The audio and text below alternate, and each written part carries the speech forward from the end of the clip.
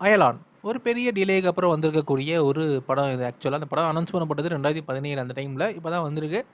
இந்த டிலே வந்து படத்த பாதிச்சிருக்கா? இல்லையா? அப்படின்னு கேட்டீங்கன்னா, கண்டிப்பா பாதிச்சிருக்கு. அது வந்து டெக்னிக்கல் சைடு இல்ல, கன்டென்ட் வைஸ்.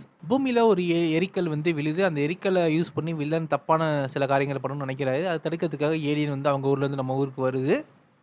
அதுக்கப்புறம் நம்ம ஹீரோ கூட சேர்ந்துட்டு அந்த ஏலியன் எப்படி வில்லன வீழ்த்துச்சு அப்படின்றது அந்த படத்துடைய ஒன்லைன்.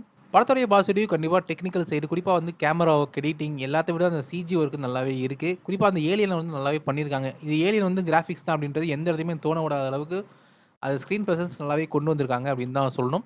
அதே மாரி படத்துடைய ஓவரால் புரொடக்ஷன் டிசைனுமே நல்லாவே இருந்துச்சு. குறிப்பா அந்த அந்த கிராமமா இருக்கட்டும், அந்த சிட்டியா இருக்கட்டும், அந்த வில்லனோட இடம்லாம் வந்து செட்டு தான் நல்லாவே பண்ணியிருந்தாங்க அதெல்லாம். அதே மாரி வில்லனுடைய சில எக்யூப்மென்ட்ஸ் குறிப்பா வந்து பார்த்தீங்கன்னா, அந்த ரோபோலாம் இருக்கும். அதெல்லாம் நல்லாவே பண்ணியிருந்தாங்க கிராபிக்ஸ். கிராபிக்ஸா அந்த படம் நல்லாவே இருக்கு. டெக்னிக்கலா அந்த படம் ரொம்ப ஸ்ட்ராங்கான ஒரு படம். பட் இதே ஒரு விஷயத்த கன்டென்ட் வைஸ் சொல்ல முடியுமான்னு கேட்டீங்கன்னா, கண்டிப்பா சொல்ல முடியாது. கன்டென்ட் வைஸ் பார்க்கும்போது இந்த படம் நெறைய ஹாலிவுட் படங்கள ஞாபகப்படுத்துது. ஹாலிவுட் படம் மட்டும் கிடையாது. நம்ம ஊர்ல வந்து சமீபத்தில வந்து நெறைய தமிழ் படங்கள், மலையாள படங்கள்லாம் கூட ஞாபகப்படுத்துது.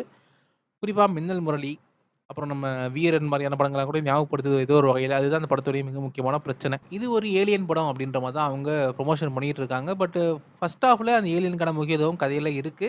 அந்த ஏலியன் வந்ததுக்கு அப்புறம் தான் கதையிலயுமே கூட ஒரு இன்ட்ரஸ்டிங் பாயிண்ட் நமக்கு கிரியேட் ஆகுது. அங்கருந்து இன்ட்ரோல வரைக்கும் கதைய நல்லாவே சொல்லியிருந்தாங்க. இன்ட்ரோலுக்கு அப்புறமேட்டு ஏலியன ஓரமா உட்கார வச்சுட்டு ஹீரோக்கு சூப்பர் பவர், வில்லனுக்கு ஒரு சூப்பர் பவர் அப்படின்னு சொல்லிட்டு சூப்பர் ஹீரோ சேனலுக்குள்ள கதை நுழைஞ்சிருது. அங்கருந்து படம் அப்படியே லைட்டா லெட் டவுன் ஆக ஆரம்பிக்குது நமக்கு. சிவகார்த்திகேயன், ரகுல் பிரீத் சிங், யோகி பாபு, கருணாகரன் நெறைய பேர் நடிச்சிருக்காங்க. எல்லாருமே அவங்களோட டெம்ப்ளேட் நடிப்ப குடுத்துட்டு போயிருக்காங்க அப்படின்னு தான் சொல்லணும். ரஹ்மான் அவர்களுடைய மியூசிக் பொறுத்தவரைக்கும் வந்து வேற லெவல் சாங் வந்து பரவால்ல அப்படின்ற மாரி எனக்கு ஃபீல் ஆச்சு. பட் மத்த சாங்ஸ் பெருசா மனசுல நிக்கல. பிஜிஎம் சுத்தமா படத்துல சிங்க்கே ஆகல. அது பாட்டு எங்கேயோ ஒரு மீட்டர்ல இருக்கு. படத்துல சீன் ஒரு மீட்டர்ல இருக்கு. பெரிய டிசப்பாயின்ட்மென்ட் தான் அவருடைய மியூசிக் வைஸ். மொத்தத்துல இந்த அயலான் கண்டிப்பா வந்து ஒரு வித்தியாசமான முயற்சி தான். இந்த மாரி படங்கள் வரவேற்கப்பட வேண்டிய ஒரு விஷயம் தான். பட் அதே நேரத்துல கன்டென்ட் வைஸ் கண்டிப்பா அந்த படம் ரொம்பவே கிளீஷேவா ரொம்ப டெம்ப்ளேட்டா இருக்கு. அத இன்னும் கூட கொஞ்சம் இன்ட்ரஸ்டிங்கா சொல்லியிருந்தாங்கன்னா, இந்த படம் நல்ல படம்னே சொல்லியிருக்கலாம். பட் இப்போதைக்கு ஒரு ஆவரேஜ் படமா தான் ஃபீல் ஆகுது இந்த அயலான்.